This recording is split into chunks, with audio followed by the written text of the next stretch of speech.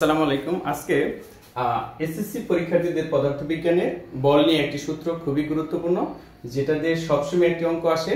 সেই সূত্রটা নিয়ে তোমাদের সাথে কথা বলবো। দেখো, এখানে একটা ভরবেগের সংরক্ষণশীলতা কি সেই বিষয় নিয়ে কথা বলবো। যে একাধিক বস্তুর মধ্যে ক্রিয়া এবং প্রতিক্রিয়া, ক্রিয়া থাকতে হবে এবং তার প্রতিক্রিয়া থাকতে হবে।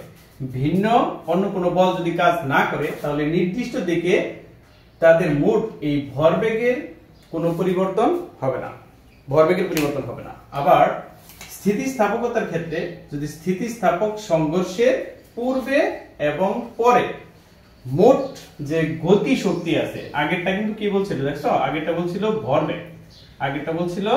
ভরবেগ, এখন বলতেছে গতি শক্তি, এটা সংরক্ষিত হবে, অর্থাৎ কোনো পরিবর্তন হবে না। আমাদের আজকে সূত্রটার গাণিতিক ব্যাখ্যা দিচ্ছি। হ্যাঁ, দেখো এই সূত্রটার গাণিতিক ব্যাখ্যা হচ্ছে, ধরো পি কিউ দুটো বস্তু নিলাম আমরা, একটা হচ্ছে পি একটি বস্তু আর একটা হচ্ছে ও কিউ একটি বস্তু নিলাম।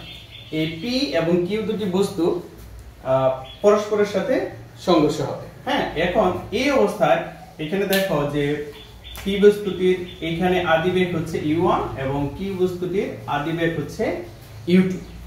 এই বস্তুটা চলার সময় নির্দিষ্ট একটা সময় অবশ্যই এখানে একটা বিষয় খেয়াল করবা যে পি বস্তুটা কিউ বস্তুটার চেয়ে বেগ কম ছিল, অর্থাৎ কিউ বস্তুটা পি বস্তুটাকে ধাক্কা দেবে। যখন ধাক্কা দিবে তখন এদের মধ্যে ক্রিয়া এবং প্রতিক্রিয়া সৃষ্টি হবে, বল প্রয়োগ করবে, ফোর্স। তখন এটা ধরে নিলাম একটা হচ্ছে F1 আর একটা হচ্ছে F2, জাস্ট সংঘর্ষের সময়, ঠিক আছে। এবং সংঘর্ষের পরে পি বস্তু এবং কিউ বস্তুর সাথে এই সংঘর্ষের পরে এটার বেগ ধরে নিলাম একটা V1 আর একটা হচ্ছে V2।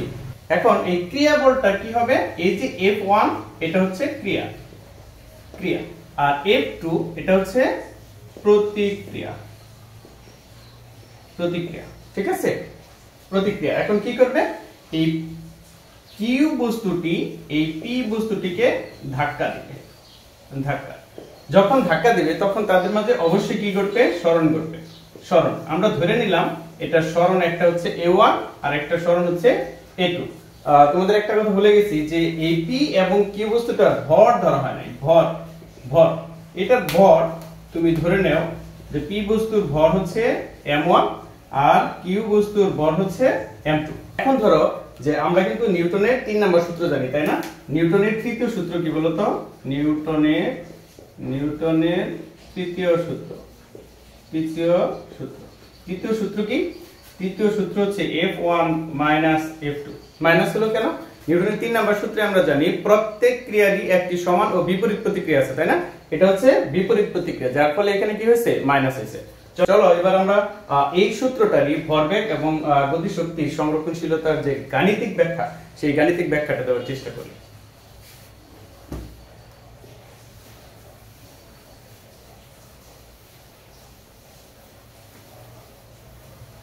দেখো কি ছিল, নিউটনের 3 নম্বর সূত্রে ছিল প্রত্যেক ক্রিয়ারই সমান ও বিপরীত প্রতিক্রিয়া রয়েছে, তাই না? এখানে ছিল হচ্ছে F1 F2, তাই তো? আচ্ছা, আবার আমরা কি জানি, খেয়াল করে দেখো যে F সমান ma, তাই না? F সমান কি, ma। আচ্ছা, F হচ্ছে এখানে হচ্ছে বল সমান হচ্ছে ভর গুণন হচ্ছে কি এতে ত্বরণ। আচ্ছা, তাহলে আমরা এই হিসেবে আমরা প্রথম বস্তুর ক্ষেত্রে কি লিখতে পারি বলো? প্রথম বস্তুর ক্ষেত্রে আমরা লিখতে পারি m1 a1 সমান মাইনাস m2 a2, ঠিক আছে।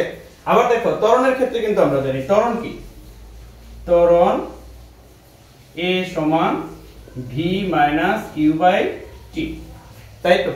আচ্ছা, তাহলে সেই ক্ষেত্রে আমরা লিখতে পারি m1 v1 minus u1 by t। যেহেতু একই সময়ে কাজটা হয়েছে, সুতরাং t টা একই রকম থাকবে, মাইনাস m2 আর কি থাকবে v2 minus u2 by t, ঠিক আছে। আচ্ছা, আশা করি বুঝতে পেরেছো। এখানে ত্বরণ বসালাম। এখন যদি তুমি গুণ করে নাও আর উভয় পক্ষ থেকে t টা আমরা বাদ দিয়ে দিলাম, তাহলে m1 v1 minus m1 u1 সমান মাইনাস m2 v2 প্লাস কি হবে m2 u2। এখন আমরা যদি প্রকারান্তর করি তাহলে m1 v1 plus m2 v2 সমান m2 u2 plus m1 u1, এটাই সংরক্ষণশীলতার সূত্র। এখন যদি তুমি এটাকে সাজিয়ে লিখো তাহলে যা হবে m1 u1 প্লাস হচ্ছে m2 u2 সমান m1 v1 প্লাস হচ্ছে m2 v2।